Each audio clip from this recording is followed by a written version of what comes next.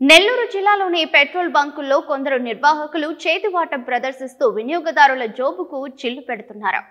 బుచ్చిరెడ్డిపాలెంలోని ఓ petrol బంకులో 400 రూపాయలకు petrol పట్టిస్తే కనీసం అర లీటర్ కూడా రాకపోవడంతో వాహనదారుడు అవాక్కయ్యాడు.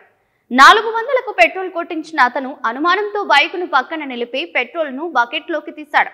బకెట్లో కనీసం అర లీటర్ పెట్రోల్ కూడా రాకపోవడంతో సిబ్బందిని ప్రశ్నించగా వారు సరైన సమాధానం కూడా చెప్పలేదు. మీటర్లలో మాయాజాలం చూసి దోచుకుంటున్నారని వినియోగదారులు ఆవేదన వ్యక్తం చేస్తున్నారు.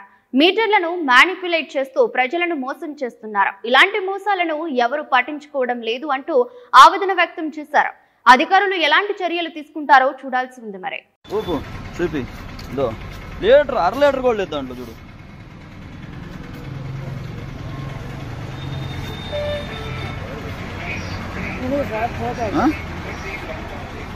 చూడు 400 రూపాయలు పెట్రోల్ పట్టిస్తే ఎంత వచ్చింది? అర లీటర్ పెట్రోల్ వచ్చింది. ఇంట్లో 400 రూపాయలు పెట్రోల్ పట్టిస్తే అర లీటర్ వచ్చింది. చూద్దురా, నువ్వే పట్టింది చూద్దురా.